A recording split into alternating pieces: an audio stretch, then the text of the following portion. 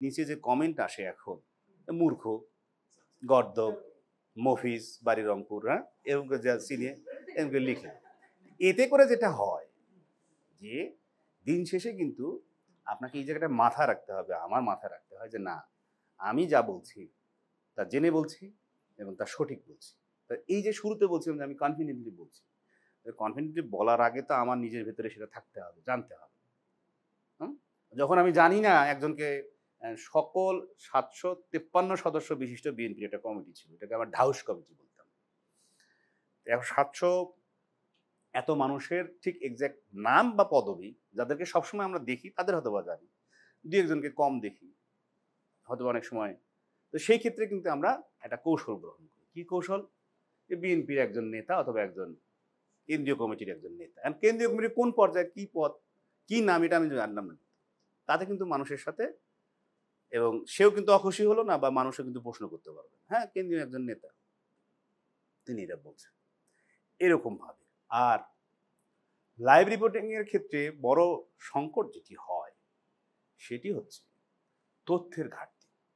সেটি হচ্ছে আমরা যখন অমনোযোগী থাকি, আমি যখন সিরিয়াসলি না নিই, আমার কাছে যখন ধরেন ২০১২ সাল থেকে আমি আর হাতে কলমে কিছু লিখি না, মানে এই মাঠে গিয়ে দেখবেন যে এই ইনসার্টে ক্যামেরা যখন ইনসার্ট সব লিখছি লিখছি, এত কিছু লিখি না। ওই এর আগে অনেক বছর লিখছি, এখন যা বলে তা শুনি। শোনার মধ্য দিয়ে আমার যেটা মনে হয় যে সব কিছু এক ধরনের রেকর্ড হয় মাথার মধ্যে। এটাকে যদি আমি বলতে পারি তাহলে সমস্যাটা কি? কারণ আমি যেহেতু সায়েন্স ব্যাকগ্রাউন্ডের মানুষ না, আমি মুখস্থ বিদ্যায় খুব ভালো পারতাম। তো আর্টসের স্টুডেন্ট আমি। তো তো ক্যান আমাদের আমার স্কুল এবং college Rangpur can public school and college. তো এইটার মধ্যে অনেকেই বলতে চেয়েছে এই তো তুমি হাফেজ হলে ভালো হইতো। কে? হাফেজরা অন্ধ হাফেজ। অন্ধ হাফেজ কি মুখস্থ করতে পারে।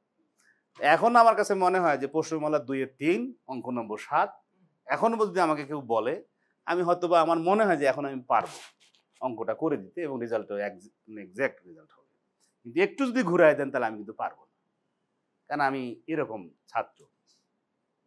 তো এই যে নিজের মধ্যে রেকর্ড করা তথ্য লাইভের মধ্যে যদিও এখন দেখি আমি অনেকে মোবাইল নিয়ে এরকম করতে থাকে যে দেখি, হ্যাঁ ঠিক আছে ব্যাপারটা এরকম, এই তা আসলে মনোযোগটা কিন্তু তখন ও তো দেখেই বলতেছে, তাহলে আমি আর ওর দেখার দরকার কি? হ্যাঁ, বলে না এরকম? তা আমিও তো বলবো যাই, ও তো দেখে বলতেছে, তো ওই দেখাটা তো আমি নিজেই দেখি। ও হয়তো প্রথম আলো সাইডে ঢুকছে, বিডি নিউজে ঢুকছে বা অন্য কোনো জায়গায় ঢুকছে, ঢুকে দেখতেছে, দেখে এটার দরকার নেই। তাতে মানুষের কাছে আর কথাবার্তার ক্ষেত্রে যেটা হয়, কথা বলার সময় আমরা যদি আমাদের যে ভাষা, এটা সাধু ভাষাও না, চলিত ভাষাও না, এটা মাঝামাঝি একটা ভাষা। সেই ভাষাটা কিরকম ভাষা এটা আসলে কোনো আমার ধারণা নাই, তো আপনাদের মতো পড়াশোনা করি নাই। তো জেনজি ল্যাঙ্গুয়েজও না, জেনজি ল্যাঙ্গুয়েজে ঠিক ওরকম না, কিন্তু আমি চেষ্টা করছি অনেক সময় যে ইংরেজিটা অ্যাভয়েড করা। এই যে ইংরেজি অ্যাভয়েড করতে গিয়ে কিন্তু আবার ইংরেজি বললাম, হ্যাঁ। সো এটা এটা একটা কেমন যেন একটা ভাষা, যে ঘটনার উপরে ভাষা নির্ধারণ হয়। আমার কথাটা হচ্ছে ঘটনার উপরে বা যে পরিবেশ পরিস্থিতি তার উপরে কিন্তু ওই শব্দগুলো অটোমেটিক্যালি চলে আসে। হ্যাঁ, আমরা ফায়ার সার্ভিসের এখন যদি আপনি এটার বাংলা কি করবেন? অগ্নি নির্বাপক, এটা বললে আসলে মানুষ যে বললেও বুঝবে না। দমকল, এটা তো অনেক পুরনো শব্দ। হুম, তো দমকল বললে মানুষ হাসাহাসি করবে, হাসাহাসি করবে না? তো ওই জন্য আমরা ফায়ার সার্ভিসে কিন্তু বেটার। এখন যাই হোক, এই বিষয়গুলো আছে। কিন্তু যেটা হয় লাইভ রিপোর্টে যদি লাইভিং মানে লাইভলি না হয়, অর্থাৎ আপনি শুধু একটা ফিক্সড ফ্রেমে দাঁড়ায় কথা বলছি, হ্যাঁ এখানে এই ঘটনা ঘটছে, আমরা দেখছি, বলছে এই হচ্ছে এই হচ্ছে, এটা কিন্তু হয় না। একটু নিজে মানে এরকম করে ধরে এরকম করে বলছে, তো মনে হচ্ছে যে ও খুব মানে কোনো একটা পেটে মনে হয় ব্যথা ট্যাথা হচ্ছে, এরকম করছে আর কি, এরকম না। আপনি থাকেন, ইজিলি থাকেন, কথা বলতে থাকেন, অঙ্গি ভঙ্গি একটা পজিটিভ, মানে কি আপনি ঘটনার দিকে আপনি যদি একটু নাড়াচাড়া করেন, ক্যামেরাম্যানকে যদি আপনি বোঝাইতে পারেন যে সাবজেক্ট কিন্তু আমি না, সাবজেক্ট হচ্ছে ওনাদের দিকেই। আবার শুনতে থাকেন আমি কি কখন এন্ডিং দেব কথাটা ওর বুঝতে হবে। ও কিন্তু কথাটা বুঝে আবার শেষে গিয়ে আমার সামনে আসবে। তো আমি ফ্রেমে চলে আসলাম। আবার দেখবেন ইদানিং ক্যামেরা ফ্রেম লাইভের মধ্যে এরকম করে দৌড় দেয়। আমি কি যে এটা করো কেন তোমরা? তো তুমি থাকো। ক্যামেরা তো ওখানে আছে, ক্যামেরা ট্রাইপড আছে। তো ক্যামেরার মতো ঘুরবে। ক্যামেরা সাবজেক্টে চলে যাবে। কি হচ্ছে ঘটনায় চলে যাবে। ক্যামেরাই আবার আস্তে করে জুম করে চলে আসবে আমার। সো না আমার নিজের ট্রেনিংটা আগে দরকার। কারণ আমি এই টিমের যেহেতু প্রধান, সেহেতু ক্যামেরাম্যানকে আমার বুঝাইতে হবে যে আমার কিন্তু সাবজেক্ট এই, তোমাকে কিন্তু এই করতে হবে। ক্যামেরাম্যান সবচেয়ে ভালো ক্যামেরাম্যান এই কারণেই ওরা অনেক কিছুই জানে। কিন্তু ওদেরকে আমরা অনেক সময় ওদের সাথে আলোচনা করি না। ওদের সাথে আলোচনা করলে যেটা হয় সেটা হচ্ছে কাজটা ভালো হয়। এবং লাইভের ক্ষেত্রে বলেন, এটা ক্যামেরাম্যানদের কারিশমার কারণে এটা মানুষের কাছে হয়। এখন আমি যদি ক্যামেরাম্যানকে যদি বলি যে তোমাকে ট্রেনিং দেওয়া দরকার, তো বলবে যে আচ্ছা ট্রেনিং তো দিবে, তা দেন, বলেন কিভাবে করব। ও তখন কিন্তু ওর মধ্যে এক ধরনের একটা অন্য ধরনের মানসিকতা, আমাদের যে মনস্তাত্ত্বিক বিষয়, হ্যাঁ উনি তো বলছে ঠিক আছে, যেভাবে বলছে ওইভাবেই করছি। তখন কি করবেন? ওকে আস্থায় নিতে হবে, ওকে বন্ধু বানায় ফেলতে হবে। হ্যাঁ, আপনাদের কাছে এখন সবচেয়ে ভালো সাংবাদিক কে মনে হয় আমি ছাড়া? মানে কার কথা, একজন যে মাঠে কাজ করে, যার কথা আপনাদের কাছে মনে হয়? না, রোজিনা আপু তো আমাদের হচ্ছে প্রিন্ট মিডিয়ায় কাজ করতো প্রথম আলোতে, এখন বিদেশে। হুম। একজন আমাদের আমাদের টেলিভিশনের একজন রিপোর্টারের নাম বলেন, বা একজন অনেক বড় সাংবাদিক মনে হয় আপনাদের কাছে? হ্যাঁ, মাকসুদুর নবী অনেক ভালো রিপোর্টার, বাট অনেক ছোট মানুষ। ওর কথাই বলি। আচ্ছা, মাকসুদুর নবী বাড়ি হচ্ছে কুড়িগ্রাম চরের মধ্যে। ও রেডিওতে কাজ করতো, রেডিওতে। তো তখন আমি বৈশাখী টেলিভিশনে কাজ করি। ওর সাথে কথা হচ্ছে যে ওর বোনের নাম হলো রূপা, খুব ভালো। আমি একসময় অক্সফামে কাজ করতাম, অক্সফামের সাথে ওর বোন কাজ করতো। তো মাকসুদুর নবী বলছে ভাই একটু টেলিভিশনে কাজ করতাম, যদি সুযোগ দেন। তা আসো। ভয়েস নেওয়ার পরেও ভয়েসটা ভালো।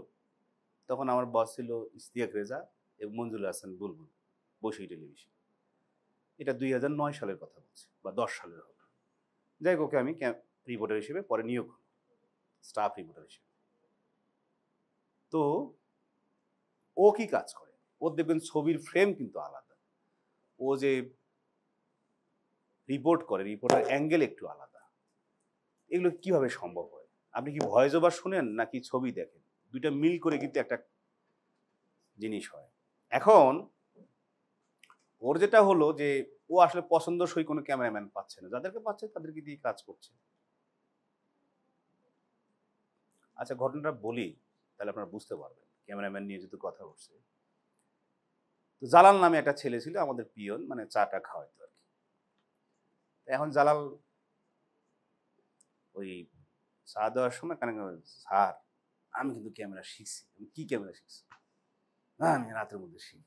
আচ্ছা শিখছো, ঠিক আছে। জালাল তাহলে তোমাকে কি করা যায়? স্যার আপনি একটা বললে শুনবে বসে, আপনি একটু বলেন, বললে মনে হয় আমার ক্যামেরাম্যান হিসেবে। আমি তুমি হলো পড়াশোনা কি করছো? এসএসসি পাস করছে।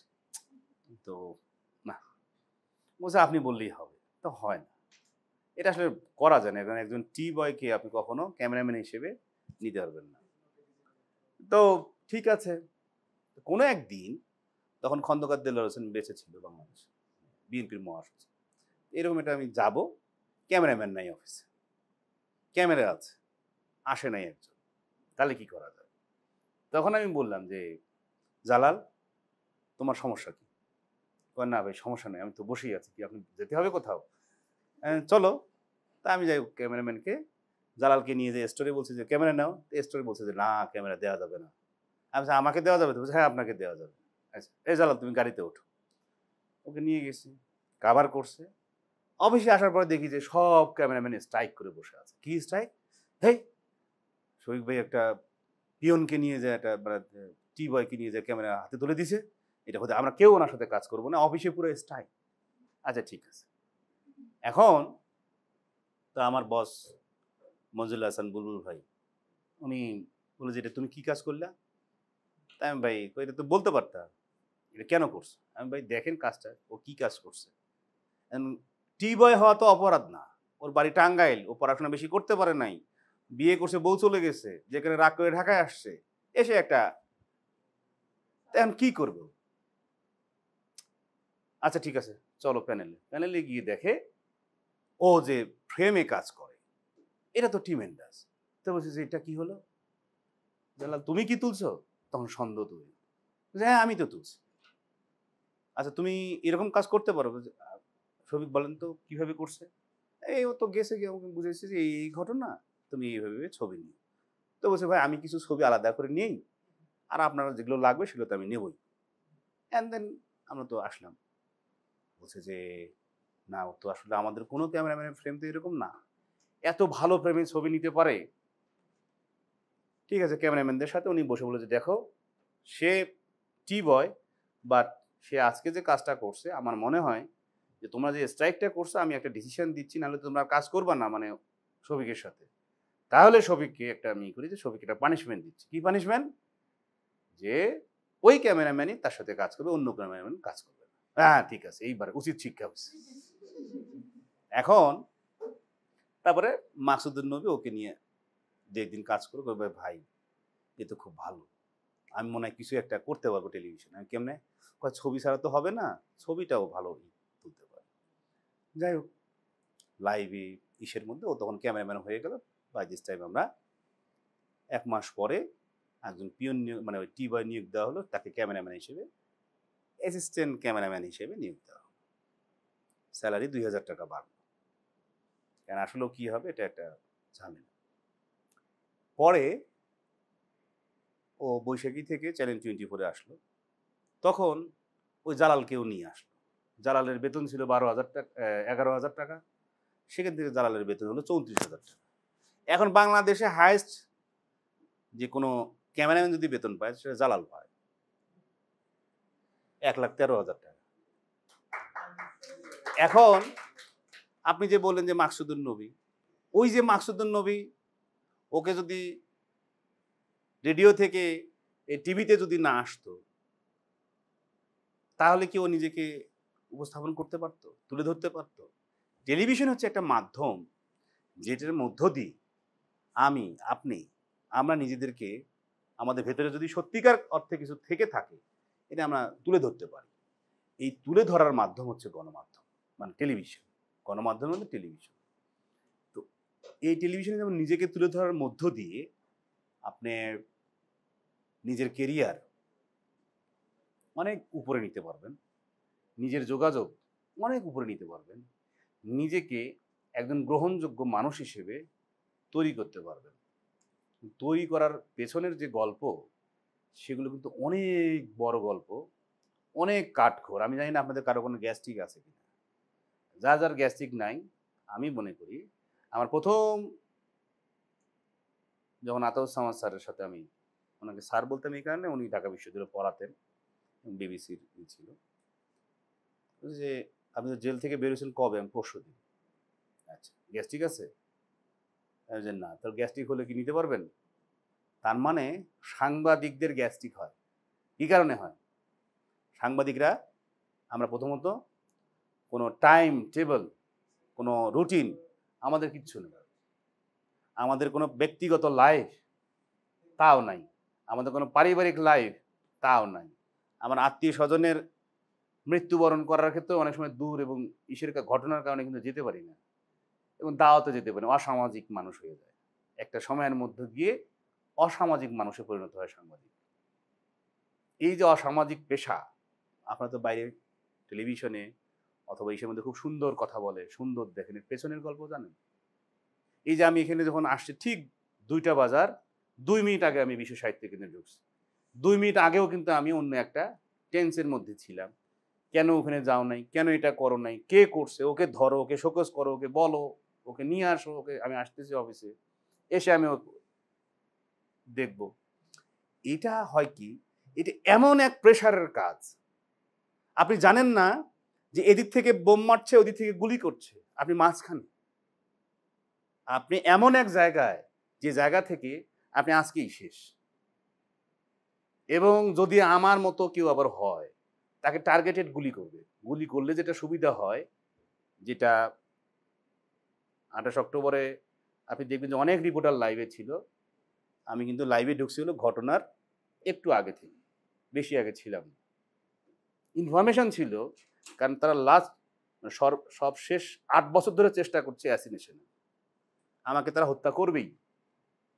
তো যেহেতু হত্যা করবেই, সেহেতু এরকম একটা ঘটনার মধ্যে তাকে গুলি করলে, গুলি করছে একদিকে, লাগছে একদিকে, মরছে, আমরা কি করব? ম্যাক্সিমাম কি হয় একজন সাংবাদিক মারা গেলে? 2-4 দিন হয়তো প্রটেস্ট হয়। যেহেতু প্রেস ক্লাবের মেম্বার, প্রেস ক্লাব থেকে এটা কি হবে, ঢাকা সাংবাদিক ইউনিয়ন, ফেডারেল সাংবাদিক ইউনিয়ন এবং আমাদের সংগঠন ঢাকা রিপোর্টার্স ইউনিটি, এই দুটো প্রতিবাদ হবে, মিছিল মিটিং হবে কয়েকদিন, এরপরে আস্তে আস্তে শেষ হয়ে যাবে। কিন্তু চ্যালেঞ্জটা আপনার মধ্যে এরকম যে আমাকে গুলি করলে আমি কিন্তু কৌশলে কাজটা করব। তো এরকম যখন পরিস্থিতি হয়, তখন কিন্তু আপনি লাইভে তো দূরে থেকে লাইভ দেওয়া যায় না, ঘরের মধ্যে থেকে কিন্তু লাইভ হয় না। এটা মুন্নি স্যার এক সময় দিছে, যখন আমরা ইটিভিতে কভার করছি। জয় মামুনে এক সময় দিছে। কেন দিছে? তখন মানুষ বুঝতে পারতো না। হ্যাঁ, ওই এটা তো আপনাদের আপনারা আসেন আমাদের অফিসে একদিন, আমি একটু টেলিভিশন কেমনে চলে আপনারা জানেন কি? জানেন কেউ? দেখছেন কেউ টেলিভিশন? টেলিভিশন কেমনে চলে? টেলিভিশনে একটা টেলিভিশন কেমনে রান করে? হ্যাঁ, কোত্থেকে কি হয়, কিভাবে এটা ব্রডকাস্ট হয়, কিভাবে এটা প্রোডাকশন তৈরি হয়, কিভাবে একটা রিপোর্টার লাইভে ঢুকে, কিভাবে তাকে লাইভ থেকে আবার কাট করে অন্য নিউজে চলে যায়, এই প্রত্যেকটা জিনিস আপনার একাত্তর টেলিভিশনে আসেন। এটা নতুন টেকনোলজি হচ্ছে এখন, সো আপগ্রেড টেকনোলজি, এটা আমার মানে দেখতে পারবে। একদিন দেখা দরকার, এটা প্রত্যেকেরই দেখা দরকার। এবং গ্রুপ ওয়াইজ হলে যেটা সুবিধা হবে, সবাই মিলেই বুঝতে পারবে। সাংবাদিকতায় আসেন অথবা না আসেন, টেলিভিশন কেমনে রান করে এটা সম্পর্কে একটা ধারণা হবে। ধারণাটা হবে বাস্তব ধারণা, যে ফিল্ড ভিজিট করলে যেটা হয়, যে কিভাবে করে হয়, ওরকম একটা করে। এটা বলছি এই কারণেই যে আমাদের জীবনটা এরকমই। সাংবাদিক হওয়ার পরে আপনি অন্য কোনো পেশায় যেতে পারবেন না, আপনি অন্য কাউকে স্যার বলতে পারবেন না। এটা একটা সমস্যা। এটা এমনভাবে সমস্যা হয়, এখন একটা গল্প বলি। আজগর নামে একটা ক্যামেরাম্যান আছে, ক্লাস 5-এ, ও এখনো লেখে কিভাবে, আ জ গ লিখে আর লিখতে পারে না, এরকম করে কি যেন একটা দেয়। ওর নাম হলো আজগর, চ্যানেলের ক্যামেরাম্যান। আমি চিনি ওকে 27 বছর ধরে। ওর একটা হুন্ডা চালায়, ওর হুন্ডা তেজগাঁতে আটকাইছে। ও প্রথম ফোন দিছে ওবায়দুল কাদেরকে, এ কাদের ভাই আমার তোর আটকাইছে, তা আয় কিকতাম। বলছে যে কিকতাম মানে আমনে সার্জেন, আমনে যোগাযোগ মন্ত্রী বলতে পারেন না, দিয়ে দেন। এই তো সার্জেন তো বুঝতেছে না যে মন্ত্রী, কারণ কাদের সাথে সম্পর্কটা এরকম। হ্যাঁ, আচ্ছা। আরেকটা আছে মহাসেন নাম। মহাসেন হলো একটু দুষ্ট টাইপের ছেলে, ও খুব ভালো, মানে সবসময় দুষ্টমি কথাবার্তা বলে। কি এক ঘটনায় কারণ বাজারে কার সাথে মারামারি হচ্ছে, পুলিশ এসে কাকে যেন ধরছে। পুলিশ বলছে এটা এটা যদি প্রধানমন্ত্রীর কার্যালয়ে ফোন দেয় লাভ হবে না। বলছে লাভ হবে না, দাঁড়ান। এই হামিদ ভাই, হ্যাঁ হামিদ ভাই, আমি এই যে পুলিশ এই করতেছে, ধরতেছে আমাদের লোকজন, এই আমি তো রাষ্ট্রপতি, কি হয়েছে ক? বলছেন না এটা বলা যাবে না, আপনি পুলিশকে বলে দেন, আজিবিরে বলেন। এই এটা হলো। কিন্তু যেহেতু ও ক্যামেরাম্যান, হামিদ সাহেব ছিল তো আসলে পলিটিক্সে। এখন এরকম কিন্তু মানুষের সাথে এখন রাষ্ট্রপতি আমরা বলার সময় বা যারা উপস্থাপনা করে, মহামান্য রাষ্ট্রপতি আসতেছে, হায় হায়, হ্যাঁ প্রধানমন্ত্রী আসছে, আরে কি প্রধানমন্ত্রী আসছে, এটা আমাদের কাছে কিছু মানে ক্যামেরাম্যানদের কাছে, রিপোর্টারদের কাছে এসব কিন্তু খুব বেশি কিছু ম্যাটার করে না। কি সেটা কি হয়েছে, হ্যাঁ প্রধানমন্ত্রী কি কয়দিন পরে তো আমাদের সাথে মার খাইছে, আমার সামনে বড় হয়েছে, আবার আমার সামনে মন্ত্রী হতে, আবার সমস্যা কি? মানে এরকম অ্যাজ ইউজুয়াল মনে হয়। যে কারণে এই পেশায় আসার পরে অন্য কোনো পেশায় চিন্তা করতে পারে, বেকার থাকে, কিন্তু তার একটাই আছে, তার ডিগনিটি আছে, তার অহংকার আছে, তার অহংকার আছে। এমন এক অহংকার, যে অহংকারে না খেয়ে থেকে মানুষ খুব জোর দেখায় না, এরকম অহংকার এক এই পেশা। এই পেশার অহংকার হয়তোবা কিছু কিছু মানুষের কারণে, কিছু কিছু অনলাইন বা আমাদের মূল টেলিভিশনের যারা আমরা আছি, আমাদের অনেক সহকর্মীদের কারণে অনেক সময় সেটা প্রশ্নবিদ্ধ হয়। কিন্তু প্রশ্নবিদ্ধ যাই হোক, এটা শেষ পর্যন্ত মর্যাদার পেশা, এবং এই মর্যাদা যারা ধরে রাখতে পারছেন বা পারবেন, তারা দিন শেষে তারা সেই সম্মান পাবে। এখন এই সম্মানটা কিন্তু অর্জন হয় ডেস্কে বসে হয় না, এটা মাঠে রিপোর্টিং, মাঠে যারা কাজ করেন, যাদের সাথে মাঠের মানুষের সম্পর্ক, তাদের সাথে হয়। এই সম্পর্ক তৈরি করার একটাই মাত্র মাধ্যম, একটাই মাত্র উপায়, একটাই মাত্র, সেটা হচ্ছে যে শ্রম, ঘাম, সময়। এটা আপনি কোনো কিছু হিসেব করে এখানে পারবেন না, যে আমার তো 8 ঘন্টা হয়ে গেল, তাহলে আমি এখন তো 5 দিন আমি চলে গেল, তাহলে আর হলো না। এখানে এমনও অবস্থা গেছে আমাদের, মানে আমার নিজের কথাই যদি আমি বলি, এটা অহংকারের ব্যাপার না, এটা টানা 4 দিন মানে কিভাবে ঘুমাইছি, কিভাবে খাইছি, কিভাবে সেটা কিন্তু আমরা ছিলাম অল্প কয়েকজন, কেউ হয়তো বা গেছে, আবার কেউ জয়েন করছে, কিন্তু না, থাকি, দেখি না কি হয় শেষ পর্যন্ত। তো শেষ পর্যন্ত কিন্তু ঘটনার সাথে থাকা, এই থাকার মধ্য দিয়ে জাতির কি উদ্ধার হয়েছে, টেলিভিশনের কি উদ্ধার হয়েছে, আমি কিন্তু জানি না। তা আমার কাছে মনে হচ্ছে যে এটা আমরা এই থাকার মধ্য দিয়ে, ঘটনার সাথে থাকার মধ্য দিয়ে, হ্যাঁ, এটি একটি বড় সংকট হয় আমাদের, যে আমাদের শেষ পর্যন্ত ঘটনার শেষ পর্যন্ত থাকতে হয়। এখন লাইভ রিপোর্টিং এর একটা শেষ পার্টে আমি যদি আসি, যে আমরা ঘটনা শুরু থেকে কিভাবে ঘটনা ডেভেলপমেন্ট হলো, 9টার সময় একরকম, 10টার সময় আর এক রকম, আর একটু এইভাবে করতে করতে করতে করতে আমরা 5টার মধ্যে ঘটনা শেষ হয়ে গেল, পুরো ঘটনা শেষ, সবাই চলে যাচ্ছে। তখন রিপোর্টারকে কি বলে, অফিসে ফোন দিয়ে, যে একটা র্যাপ আপ লাইভ দেন। র্যাপ আপ লাইভ আবার কি বলছি, অর্থাৎ সকাল থেকে 5টা পর্যন্ত যা হলো সেটাকে আপনি বলেন। তাহলে ওই যে বলছিলাম যে আপনি ঘটনা শুরুতে যাবেন, আমি শুরুতে গেছি, যেহেতু শেষে পর্যন্ত আছি, তাহলে শুরু থেকে শেষ পর্যন্ত আমার সময় কিন্তু 2 থেকে আড়াই মিনিট। তাহলে 2 থেকে আড়াই মিনিটের মধ্যে একজন রিপোর্টার এত বড় একটা ঘটনা, মহাসমাবেশ, এই মহাসমাবেশের এক পকেটে চলছে ছবি, আর এক পকেটে রিপোর্টার অথবা ডেস্ক পাস হওয়ার ছবি বা নেতাকর্মীরা চলে যাচ্ছে সেই ছবি, এর মধ্যে কিন্তু পুরো ঘটনা বলছেন। কিভাবে বলছেন, আপনি চুম্বক অংশ বলছেন, কি কর্মসূচি সেটা বলছেন, কিভাবে হলো, মাঝখানে কি ঘটনা ঘটলো, এই প্রত্যেকটা জিনিস টাচ করে আপনি কি 2 মিনিটের মধ্যেই, কারণ আমাদের এখানে বলা হয় ওয়ার্ড ইকোনমি। ওয়ার্ড ইকোনমি কি মানে, আপনি সবচেয়ে অল্প কথায়, এক কথায়, 2 কথায়, 2-3 শব্দে আপনি অনেক বড় জিনিস বুঝাইতে পারবেন। যারা পারেন তারাই হচ্ছে এটার জন্য, তারা এগিয়ে যান। তাদেরকে অফিসের মধ্যে হোক, অফিসের বাইরে অনেকে টেনে ধরার চেষ্টা করলো, পারে না শেষ পর্যন্ত। ওর কেরিয়ার ও উপরে উঠবেই, তাকে থামাতে পারবে না। আবার কোথাও না কোথাও গিয়ে তো থামতে হয়। যখন আপনি বুঝতেছেন যে আপনার টাইম শেষ, আপনাকে এই সময় থেকে এই সময়ের মধ্যে শেষ করতে হবে, তাহলে সেই সময়ের মধ্যে আপনি আসলে মূল ইনফরমেশনগুলো দিতেন। অনেক সময় দেখা যায় যে হ্যাঁ, আমাকে আড়াই মিনিটের মধ্যে শেষ করে দিলে, কিছুই তো বলতে পারলাম না। তা আপনি আড়াই মিনিট কী করছেন তাহলে? দেখবেন এখনও অনেকে টক শোতে জয়েন করে, হ্যাঁ ধন্যবাদ একাত্তর টেলিভিশনের কলাকুশলী, দর্শক, শ্রোতা, ক্যামেরার পিছনে, এগুলো বলছেন কেন? আপনাকে প্রশ্ন করছে, আপনি উত্তর দিয়ে আসেন। আপনাকে এগুলো বলে টাইম কিল করে, বলে আমাকে টাইম দিল না, তো আমি টাইম, আপনার দরকারটা কি? আপনাকে কোশ্চেন করছে, এক্স্যাক্ট যে কোশ্চেনটা করছে সেটার উত্তরে আপনি আসেন। স্মার্ট ওয়েতে আসতে হবে। এখন স্মার্ট ওয়েতে আসার সেই জন্য সমৃদ্ধ হতে হবে। এরকম ধরেন ট্রেনিং বা এরকম ওয়ার্কশপ করা যায়, বাস্তবের অভিজ্ঞতা ভিন্ন। পড়াশোনা আপনারা যে যেখানে করছেন, পড়াশোনাটা টোটালি আমার কাছে মনে হয় যে এটা খাতা কলমের মধ্যেই সীমাবদ্ধ।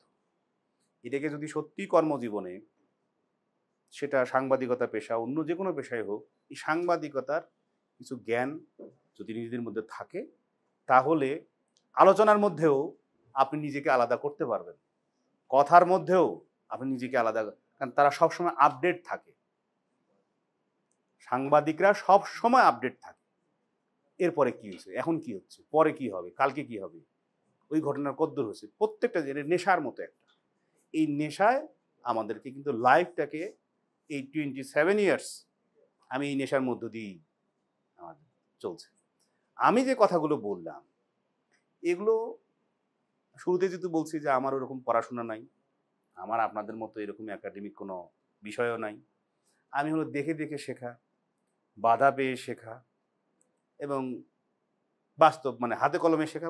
কারিগরি শিক্ষা আছে না, আমি কারিগরি শিক্ষার লোক।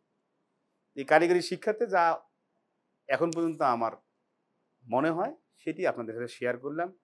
সর্বশেষ টাইম যেহেতু এখন 3:26 বাজে, আর কয়েক মিনিট পরে আমি চলে যাব।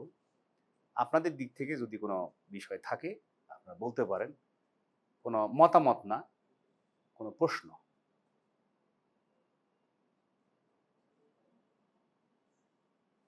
বলো প্লিজ।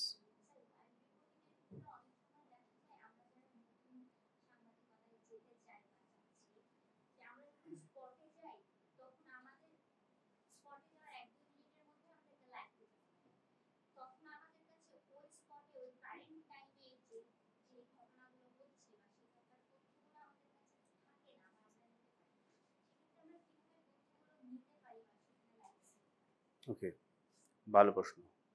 আপনাকে অ্যাসাইনমেন্ট যখন দেওয়া হলো, সেটা দেওয়া হয় কখন? আগের দিন সন্ধ্যা 7টা থেকে রাত 9টা-10টার মধ্যে।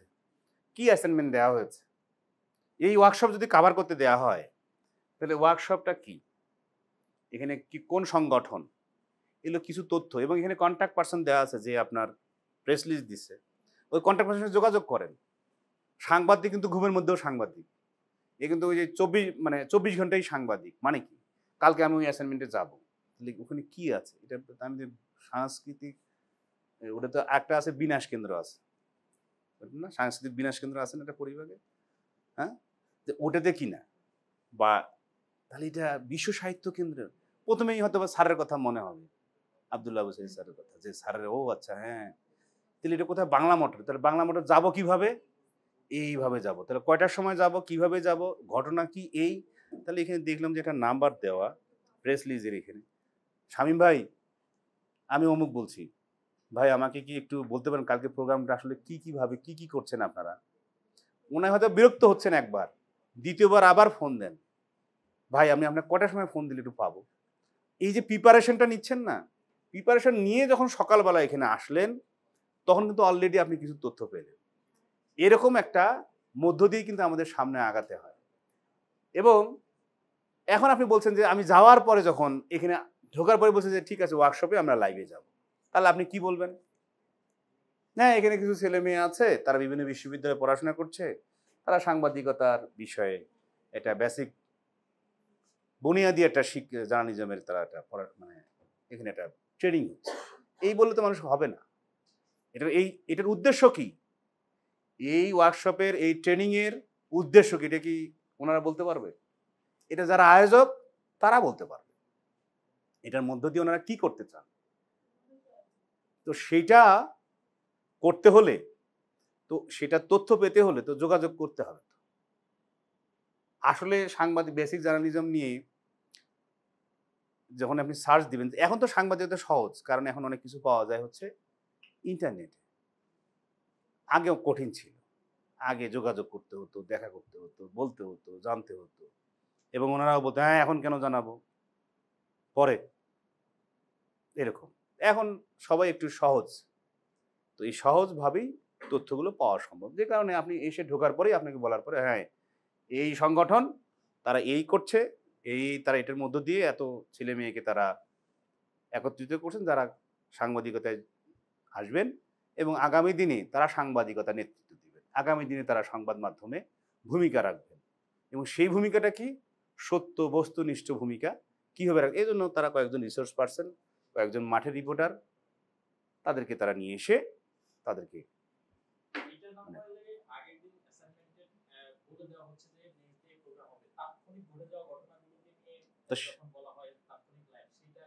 সেটা তো শুরুতেই বললাম আপনাকে, শুরুতে আমি আমার শুরুর দিকে বললাম না যে আপনি যখন যাচ্ছেন, কারণ বাজার থেকে আপনি যখন বাংলা মোটর এসে দেখেন যে এটা আগুন, আর কি দেখতে পারেন? আর এরকম একটা ঘটনা বলেন আমাকে, তাহলে আমি বুঝতে পারবো আপনি কোনটা।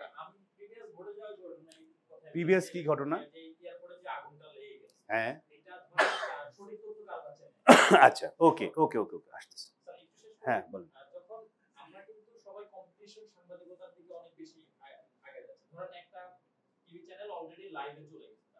এখন আমার হাউস থেকে আমাকে প্রেশারাইজ করা হচ্ছে আপনি কোথায় ইনস্ট্যান্ট যান লাইভ দেন, আমাকে কোনো তথ্য সেখান থেকেও পাচ্ছি না, আমিও নিতে পারছি না, যেহেতু এটা তাৎক্ষণিক ঘটে যাবে।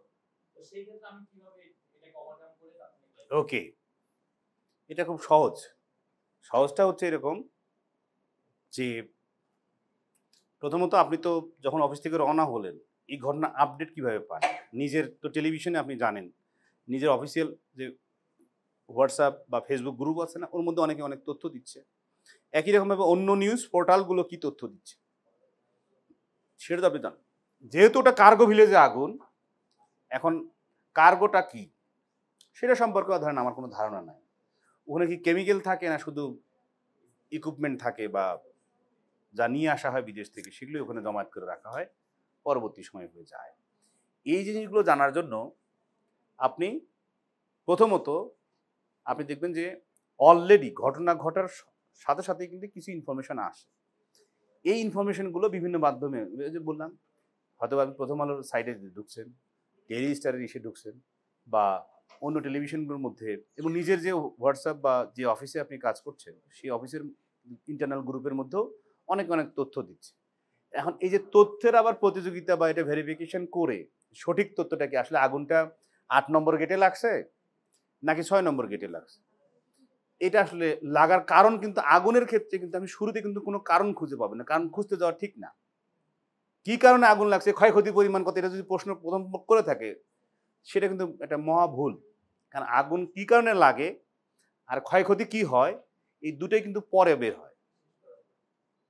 এটা কয়েকদিন লাগে ঘটনা ব্যাপ্তি অনুযায়ী। কিন্তু আপনি যদি শুরুতে বলতে পারেন যে এরকম একটা আগুনের খবর আমি পেয়েছি, যেখানে আমি যাচ্ছি, হয়তো তখন আপনি আছেন এক্সপ্রেসের উপরে, হ্যাঁ, তাহলে আপনি সহজভাবেই যদি আমি বলি যে এরকম একটি আগুনের খবর ঢাকা এয়ারপোর্টে, যার কার্গো ভিলেজ ৮ নম্বর গেটের ওখানে লেগেছে, সেই আগুনের খবর পেয়ে আমরা যাচ্ছি ঘটনাস্থলে। এরই মধ্যে আমরা জানতে পেরেছি, সোর্স তো আপনার নাই, যেহেতু সোর্স নাই তাহলে আমরা জানতে পেরেছি বিভিন্ন মাধ্যমে কথা বলে জানতে পেরেছি। কি জানতে পেরেছেন? যে সেখানে আগুন নিয়ন্ত্রণে ফায়ার সার্ভিস সহ সিভিল এভিয়েশনের যে অগ্নিনির্বাপক যে যারা আছেন তারা কাজ করছেন, এবং আরও আগুনের যে ব্যাপ্তি সে অনুযায়ী কিন্তু ঘটনা ঠিক কোন দিকে যায়, আগুনের কতটুকু ছড়িয়ে পড়ছে, এটা আমরা খানিকক্ষণ পরেই হয়তো বা দর্শকদের বিস্তারিত জানাতে পারব। তাহলে আপনি তো বললেন তিনটা জিনিস, এটা আগুন লাগছে, ফায়ার সার্ভিস কাজ করছে, আরও কিছু ফায়ার সার্ভিস তারাও আসবে, এবং আপনি কাছাকাছি যাচ্ছেন, গিয়ে আপনি বিস্তারিত জানাবেন, তাই তো? তা এটাও তো একটা, ধর এটা বলতেও কিন্তু আপনার মিনিট খানিক লেগে যাবে। কিন্তু একটা জিনিস শুধু করা যাবে না, বা আমি জানি না, এই মানে কিন্তু তবে মানে এগুলো না, যা বলবেন স্ট্রেট এবং কনফিডেন্টলি বলেন, দেখবেন যে মানুষ আপনার কথাই বিশ্বাস করবে। আর কেউ কিছু বলবেন?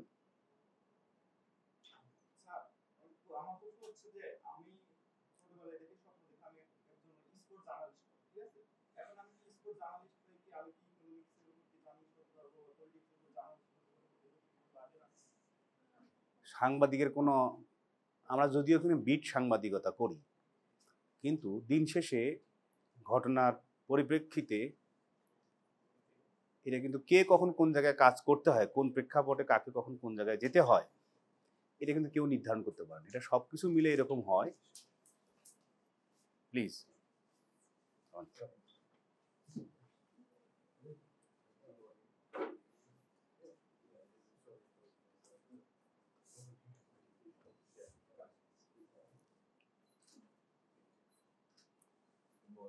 ওয়েলকাম। তো no interruption, it's a part of. আমাদের যেটা হয় যে আমরা প্রথম ইনফরমেশন, এবং আমি ওই ঘটনা সম্পর্কে জানি না, যেটা বললাম আপনাকে যে সেই ঘটনা আমাকে কভার করতে হচ্ছে, লাইভ করতে হচ্ছে, তখন আমি যেটা শুরুতে একবার দেখাই দিলাম যে আমি স্পোর্টস সম্পর্কে কিছুই জানি না, অথবা আমি পলিটিক্স বুঝি না। যদি আমি খেলার মানুষ, তাহলে পলিটিক্স আমি কীভাবে বুঝবো? ঘটনাস্থলে যাওয়ার পরে যেহেতু পলিটিক্স শামীম ভাই বুঝে, শামীম ভাই ওখানে আছে, তা আমি শামীম ভাইয়ের কাছে চলে যাই যে আচ্ছা কি এখানে কি ঘটেছে, কি হয়েছে, এই বিষয়গুলোকে এভাবে করে ওভারকাম করা যায়। কিন্তু এখানে আমরা রুমের মধ্যে বসে কিন্তু আসলে বুঝতে পারবো না যে আসলেও কি ধরনের বাধা বিপত্তিতে আমরা পড়ি। এটা ঘটনাই বলে দেয় আমাকে কোন দিকে যেতে হবে। আপনাকে ঘটনাই বলে দিবে যে আপনি কিভাবে জিনিসটা ওভারকাম করে আসবেন। আর কারো কিছু বলবেন? কারো কিছু মনে হয় প্রশ্ন? প্রশ্ন? No question?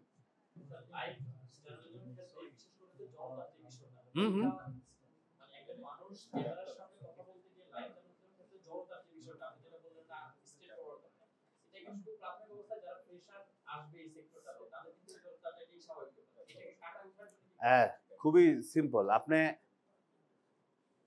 প্রযুক্তি এমন এক ব্যাপার যেটা আপনাকে সহজ করে প্রত্যেকটা কাজই সহজ করে দিচ্ছে।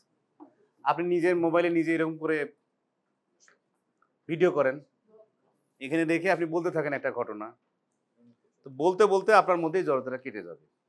এখন আমার যেহেতু 7-8 মাস বা 1 বছর গ্যাপ হয়ে যাচ্ছে, আমি যদি আবার কালকে শুরু করি লাইভ রিপোর্টিং বা একটা হ্যাপেনিং কোনো একটা ঘটনার মধ্যে, তখন দেখা যাবে যে আমার হয়তো বা একটু জড়তা আসবে। এসে প্র্যাকটিস, এটা প্র্যাকটিস করতে করতে করতে করতে এক সময় গিয়ে আপনি পারফেক্ট জায়গায় যেতে পারবেন। এখন নামলেনই না, শুরুই করলেন না, তাহলে কিন্তু হবে না। এবং যেহেতু আপনাকে অন এয়ার করার আগে মিনিমাম একটা জায়গায় আপনাকে নিতে হবে, তারপরে কিন্তু আপনাকে লাইভে কেউ যে ঠিক আছে সে আছে তার কাছে আমরা লাইভে যাব। এখন এই জায়গায় কিন্তু ড্রেস কোড একটা বিষয়, আমি এটা বলি নাই কাউকে এখনো। সর্বশেষ আমি যেটা বলতে চাই, এটা লাইভের ক্ষেত্রে আমি আপনার প্রশ্নের উত্তর একেবারে সহজ। সেটি হচ্ছে যে আপনি যদি নিজেই কথা বলেন এবং আপনার মধ্যে আঞ্চলিকতাও থাকে, আপনার মধ্যে যদি জড়তাও থাকে, এটা কেটে যাবে। কিন্তু আপনি যদি নিজের মধ্যে নিজে আবার একাই 100 মনে করলে তাহলে কাটবে না। আমি তো ঠিক আছে, আমাকে নেওয়া হচ্ছে না, এটা বলে ঠিক না। আপনি আপনার ইমিডিয়েট যে বস আছে তাকে বলেন যে ভাই আমি তো আজকে একটা ক্যামেরা দিয়ে রেকর্ড করেন, আপনাকে হয়তো একটা সেট ইভেন্টে পাঠাইছে, একটা সেট ইভেন্ট মানে একটা নির্ধারিত একটা আলোচনা বা কোনো কিছুর মধ্যে, সেটার মধ্যে গিয়েও কিন্তু আপনি দাঁড়ায়া বলতে পারেন ওই ঘটনা সম্পর্কে।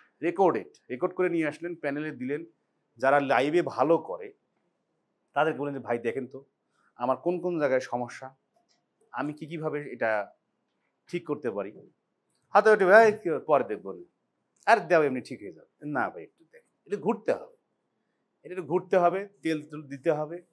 বড় ভাই ওস্তাদ আপনি একটু দেখেন, আমাকে একটু শেখান, কারণ আমি তো আপনার মতো বড় হতে চাই, তাহলে আমি কিভাবে হবো আপনারা যদি একটু হেল্প না করেন। এই যে বলার মধ্যে দিয়ে ওকে কনভিন্সে এনে তারপরে বলছে হ্যাঁ তুমি এই জায়গায় দেখো তো এইভাবে বললে কেমন হয়, দেখো তো এইভাবে বললে কেমন, ও আচ্ছা আচ্ছা ভাই খুব, এরপরে আবার একটু ডেভেলপ হবে, এরপর আবার একটু ডেভেলপ, এইভাবে করতে করতে আপনি যখন 70-80% কভার করতে পারবেন তখন আচ্ছা ঠিক আছে গো টু লাইভ। আচ্ছা, আরেকটা জিনিস হচ্ছে, ধরেন এখানে আমাদের যেটা সমস্যা হয় ড্রেস কোড, এটার সবচেয়ে বড় বিষয়। কারণ গরমের মধ্যে আমি যদি কোট পরে লাইভে দাঁড়াই তো মানুষ বলবে যে ক্লাউন একটা। আবার আমি ধরেন এখানে কানের মধ্যে একটা লাগায় রাখলাম, বালি লাগায় না অনেকে, হ্যাঁ, হাতের মধ্যে ব্রেসলেট লাগায়, হ্যাঁ এরকম করে। চশমা আপনার যদি প্রয়োজন হয় লাগাতে পারেন, কিন্তু ব্ল্যাক চশমা, মানে ওই যে চোখ উঠছে কিনা বা চোখ অন্ধ কিনা এরকম এরকম কিছু ড্রেস কোড আছে। আমাকে কিন্তু বলছে না দামি শার্ট পরে আসে, আমার চুল দাড়ি অনেক কিছুই থাকতে পারে, সেটাকে সুন্দর মতো একটা আশ্রয়া কাপড়টাকে একটা ইস্ত্রি করে বালিশের নিচে দিয়ে রাত্রে শুয়ে আমি সকালবেলা আসলাম, এটা একটা স্টাইল। এই স্টাইল দিয়ে কিন্তু হবে, কারণ আপনি সাংবাদিক, আমি রিপোর্টার, আমাকে কিন্তু ফলো করবে অনেক মানুষ। তাহলে যেহেতু আপনারা সবাই ফলো করবেন, আমি এখানে আপনাদের সামনে লাইভে একটা টেলিভিশনের প্রতিনিধিত্ব করছি, তার মানে কি আমাকে দেখে আমাকে আপনাদের থেকে আলাদা হতে হবে। তা আপনাদের থেকে আলাদা হব কিভাবে? সেই তো ড্রেস কোডটা আমাকে ঠিকঠাক মতো অনুসরণ করতে হবে। কারণ তো চুল দাড়ি এটা রাখা তো অপরাধ না, কিন্তু সেটাকে তো আল জাজিরা সবাই দাঁড়িয়ে রাখে না, তো কই কাকা কেউ কিন্তু প্রশ্ন করে না। আবার চুল আসার ক্ষেত্রে আমি যদি চুল ধরে স্পাইক করে উপর দিয়ে এরকম করে তুলে দিই, তাহলে ঠিক আছে। তো এটা ডিজুস মানে কি ডিজুস তা না, মানে কি মানে জেনজিও না, এটা কি জানো একটা। হ্যাঁ, তো এরকম করা যাবে। খুব দামি কাপড় চোপড়ও দরকার নাই, আবার একেবারেই চক্কর বক্করেরও দরকার। এরকম একটা জিনিস দরকার যেটা সাবলীল, সবার কাছেই মনে হয় যে আপনার এই ড্রেসটা এটা সবাই সাবলীল ভাবে। আবার খুব রং টং পরে আসে সেটাও না। আবার আপনি ধরেন হেজাব পরেন, তো হেজাব পরে কি লাইভ দিতে পারবো না? অবশ্যই। কিন্তু আমি যদি হেজাবটা শুধুমাত্র চোখের এই জায়গার এই জায়গাটা বের করে রাখি, বাকিটা এরকম করে, তাহলে কিন্তু সমস্যা। তখন বোঝা যাচ্ছে এ তো কিছু বোঝাই যায় না। কিছু একটা বোঝাইতে হবে। আমাদের দেশের যে প্রচলিত যেসব মানে কি বলে নর্মস ভ্যালুজ আছে, এটাকে মেনটেন করতে হবে। হ্যাঁ, এটাকে মেনটেন করেই আপনার আগাতে হবে। আপনি আমাদের বাইরে গিয়ে অনেক কিছু করে ফেলবেন, এটা কিন্তু অ্যাকসেপ্টেবল হবে না। আপনি করতে পারেন, আপনি দাঁড়াইতে পারেন, বলতে পারেন, কিন্তু আপনারটা নিবে না, এবং এক সময় গিয়ে অফিসেও আপনারটা নিবে না। তখন আপনি এখান থেকে পিছিয়ে যাবেন। সামনে আগাতে হলে সাংবাদিকতা তো এখন শুরু হয় নাই, যখন এটা আস্তে আস্তে ফাইন টিউন হতে হতে হতে হতে সময়ের সাথে শতাব্দীর ব্যবধানে কিন্তু জিনিসগুলো এখন এসে এরকম জায়গায় খুব চ্যালেঞ্জিং একটা জায়গায় তৈরি হচ্ছে। এই চ্যালেঞ্জিং জায়গায় এসে আমাদেরকে আরো বেশি শিখতে হচ্ছে। আমি বলছি না শুরুতে যে আমি এখনো শিখছি, এবং আপনাদের এই প্রশ্নগুলো আমি শুনতে চাচ্ছিলাম যে প্রশ্নের মধ্যে আসলে আমারই কিছু হচ্ছে না, এরকম যে আপনি তো কথা বলছেন, আপনার কথার মধ্যেই তো আসলে আমরা কিছু বুঝতে পারছি না। তো সেটা বললে যেটা হতো আমি খুব খুশি হইতাম। ওকে, আর কার কথা? জি।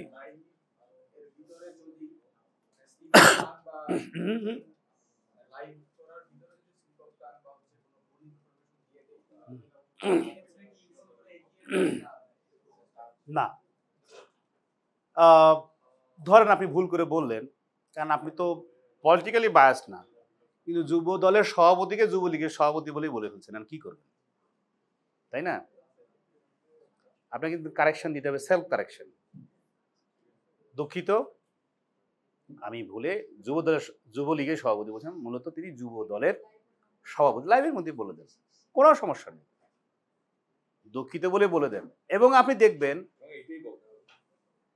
দেখবেন যে প্রেজেন্টার কোশ্চেন করে বসছে আপনাকে, যে আপনি তো আছেন এখন মতিঝিলে, কিন্তু আপনি কিন্তু শাহবাগে আছেন। আপনি প্রথমত তাকে বললেন যে জি, মানে শুরু যখন সে প্রশ্নটা শেষ করলো যে শাহবাগে আছেন, মতিঝিলে আছেন আপনি অনেক, আমরা সরাসরি চলে যাচ্ছি সেখানে, মতিঝিলে এই ঘটনা ঘটছে। তখন কিন্তু আমি শুরুতেই বলবেন যে যেই থাক প্রেজেন্টার, নাম রূপক নামে বললাম যে তানিয়া, আপনাকে ধন্যবাদ যে আপনি শুরুতে যেটি বলছেন প্রশ্নে, যে আমি মতিঝিলে, আমি এই মুহূর্তে আছি শাহবাগে। হ্যাঁ, শাহবাগে যে ঘটনার কথা বলছেন তা মতিঝিলে নয়, তা শাহবাগে ঘটছে। এবং এরপরে আপনি ঘটনার বিবরণটা শুরু করলেন। তাহলে যেটা হয় দিন শেষে কিন্তু এখন আপনি তো ভুল বলছেন, এটা বলে তো তাকে আপনি ভুল প্রমাণ করা তো আপনার কাজ না। পরে অফিসে এসে বলেন যে ডেস্কে তুমি যে লিখছো এটা আমি তো তোমাকে লিখে দিলাম আমি শাহবাগে, তুমি আর ভুল করে মতিঝিল লিখে দিচ্ছ, প্রেজেন্টে তো মতিঝিল পড়ছে, এটা কেন করলে? এই যে লাইভে বলছেন না, এখানে কিন্তু ডেস্কে শুনছে সবাই, শুনে তখন কিন্তু ধরছে তাকে যে আপনি ডেস্কে বসে কেন লিখলেন, কিন্তু গ্রুপে দেওয়া শাহবাগে মতিঝিল লিখছেন কেন? এটা লাইভই, যেটা সমাধান সংকট মানে ভুল হবে যেখানে, সমাধানও তাৎক্ষণিক করতে, পরে তো ডিসক্লেমার দিয়ে আপনি পারবেন না। হ্যাঁ, তাৎক্ষণিকভাবে ওই লাইভের মধ্যে আপনাকে সেট করে মানে ইনপুটটা দিতে হবে। আর কোনো জি প্লিজ বসে বলেন।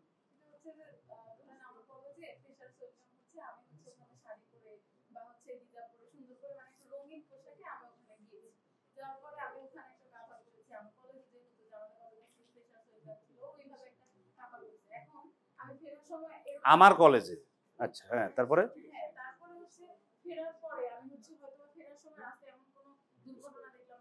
কোনো কিছু যেটা আমি যেহেতু স্পটে ওখানে আছি এবং আমি প্রস্তুত সার্বক্ষণিক যে আমি এখন লাইভে যেতে পারবো, কিন্তু ওই যে ড্রেস কোড ওইটার সাথে কিন্তু এইটা যাচ্ছে না। এই যে আপনি বুঝছেন, মানে ওইটার সাথে এটা যাচ্ছে না। অর্থাৎ আমি শাড়ি পরে পয়লা বৈশাখে একটা লাইভ দিচ্ছিলাম আমার কলেজে। প্রথম শব্দটা হচ্ছে যখন আপনি রিপোর্টার, তখন আপনি কখনোই বলতে পারবেন না আমার বিশ্ববিদ্যালয়ে, আমার কলেজে, প্লিজ। এবং যেহেতু আপনি শাড়ি পরা অবস্থায় পয়লা বৈশাখ কাভার করছেন, এখন পয়লা বৈশাখে যাওয়ার পথে নিউ মার্কেটে ওখানে একটা ঘটনা ঘটছে, তাহলে আপনি কিভাবে সেটাকে বলছে লাইভে দাঁড়ান, তা দাঁড়ালেন, দাঁড়ায় কি বলবেন? এখন দাঁড়ায় প্রথমত আপনার বলতে হবে আগে ক্যামেরাম্যানকে, ওই যে ওস্তাদ ক্যামেরাম্যান, ওস্তাদকে বলতে হবে শোনো তুমি আমাকে ফ্রেমে রাখবা হাইয়েস্ট 5 থেকে 7 সেকেন্ড, এবার তুমি সরে যাও সাবজেক্টে, কারণ আমার ড্রেসটা এই ঘটনার সাথে যাচ্ছে না। তাহলে আমি কি করি, যে আমি দাঁড়ালাম যে নিউ মার্কেটের সামনে দুই পক্ষের মধ্যে এই পয়লা বৈশাখ উদযাপন শেষে যাওয়ার পথে আজিমপুরের দিকে যারা যাবেন আর যারা সায়েন্স ল্যাবরেটরির দিকে যাবেন, এই নিউ মার্কেটের এই জায়গাটার মধ্যে তারা একটা সংঘর্ষে জড়িয়েছে। সংঘর্ষের কারণ কি এই বলতে কিন্তু ক্যামেরাম্যান আসতে করে আমার এখান থেকে ওই দিকে চলে যাবে। তো সংঘর্ষ দেখা আপনাকে তো দেখতে চাচ্ছে না, আপনি তো কিউ দিলেন সংঘর্ষ, আমি তো আর আপনাকে দেখবো না, আর আপনি কোনো জায়গায় কিছুই নাই। এটা যেটা আপনি কি সমাধান পেলেন? আচ্ছা, এখন আপনার কাছে ছবিও নাই, আপনি ভিন্ন ড্রেসে আছেন, যেতে যেতে ঘটনা শেষ হয়ে গেছে। এটা যেটা আপনাদের কাছ থেকে ভাবছিলাম যে আপনারা এরকম কোনো প্রশ্ন করবেন, যে আমি খবর পেলাম, গেলাম, যারা যে ঘটনার খবর পেয়ে গেছি তার লেশ মাত্র সবই স্বাভাবিক, সবই স্বাভাবিক চলছে, তাহলে আমি তো ঘটনাটা কিন্তু ঘটছে, আমার যাকে দেরি হয়েছে, সেটা ইউনিট না থাকার কারণে হোক, জ্যামের কারণে হোক, বা অন্য যে কোনো কারণে হোক, তাহলে আমি কি করব? তাহলে আমি যেটা করব, নিউ মার্কেটের ওখানে কোনো একটা ওভারব্রিজ আমি দাঁড়াবো। ওভারব্রিজের দ্বারা আমি তো নিচে দ্বারা মানুষের মানে ওভারব্রিজে দাঁড়ালে আমি একটা টপ ভিউ পাবো। এটা যে স্বাভাবিক হচ্ছে সেই ইনফরমেশনটাই আগে দেব, যে নিউ মার্কেটের এই সড়ক এখন স্বাভাবিক, কিন্তু 1 ঘন্টা আগে এইগুলো রণক্ষেত্র ছিল, ঢাকা কলেজ এবং সিটি কলেজের ছাত্রদের মধ্যে এই সংঘর্ষের কারণে রণক্ষেত্র ছিল। এখন এই রণক্ষেত্র আইন শৃঙ্খলা বাহিনী এবং 2 কলেজের শিক্ষকরা মিলে সমঝোতা করে শিক্ষার্থীদেরকে স্বাভাবিক পর্যায়ে নিয়ে এসেছে। যে কারণেই এখন আপনার এই মেসেজের মধ্য দিয়ে কি হলো, যারা নিউ মার্কেটের ব্যবসায়ী আছে তারা তো আতঙ্কে আছে যে আজকে তো আমাদের ক্রেতা আসবে না, তাহলে যারা ওখানে কেনাকাটা করতে যাবেন তারা কিন্তু আপনার এটা দেখে, যেহেতু এখন সব কিছুই ফেসবুকে যায়, সেহেতু ওটা দেখবে ও না স্বাভাবিক তো হয়ে গেছে, এই যে দেখছি এই 3টের সময় বলছে, ওটা একটা সময় ঘটছিল, 2টা আরেকটার মধ্যে ঠিক হয়ে গেছে, এখন সব স্বাভাবিক, তাহলে এখন চলো যাই। এরকম যখন কিছুই নাই, আমরা দেখবেন যে টেলিভিশনের মাঝখানে আমরা গুগল ম্যাপ দিয়ে বুঝাই, হ্যাঁ, রাঙ্গুনিয়ার অমুক উপজেলায় অমুক জায়গায়। তো কেন আমরা এরকম করি? যখন কিছুই নাই তখন ওটা একটা মাধ্যম, যখন কোনো ছবি নাই, একটা অ্যাক্সিডেন্ট হচ্ছে, সেই দুর্ঘটনা কি 2 বাসের মুখোমুখি সংঘর্ষ হোক বা ট্রাক আর বাসের মধ্যে মুখোমুখি, তখন আমরা অ্যানিমেশন ব্যবহার করি, এরকম করে একটা রাস্তায় এরকম করে যায়, এই গাড়িটা এরকম করে লাগে, এরকম করে হয়ে যায়, এটা ব্যবহার করি। এটাও কিন্তু একটা মানুষকে বোঝানোর যত ধরনের কৌশল আছে, সকল কৌশল কিন্তু আপনার অবলম্বন করতে হয় এই কৌশলের মধ্য দিয়েই।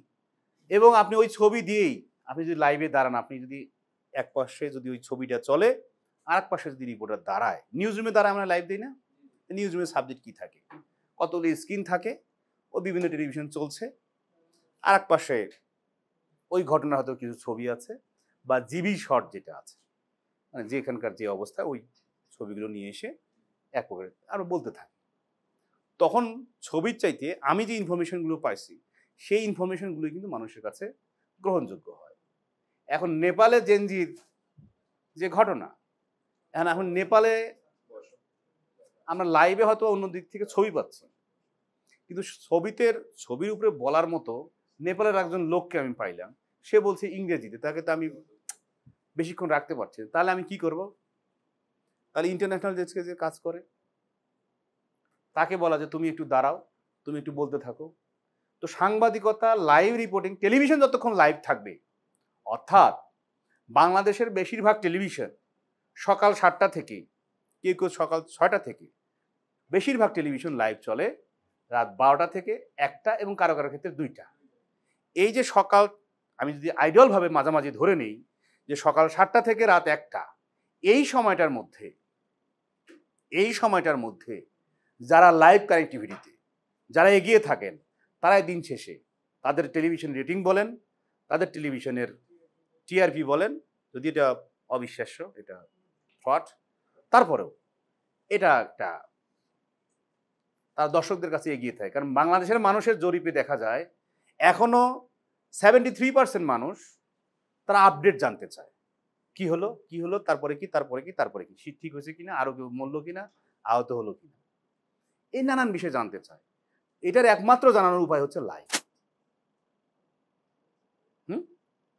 তো সেই লাইভে পারফর্ম করতে হলে ওই যে যেটা বলছিলাম শুরুতে, যে আপনি পারবেন, আপনারাই পারবেন, কারণ আমি একদিন আপনাদের মতোই ছিলাম। Thank you.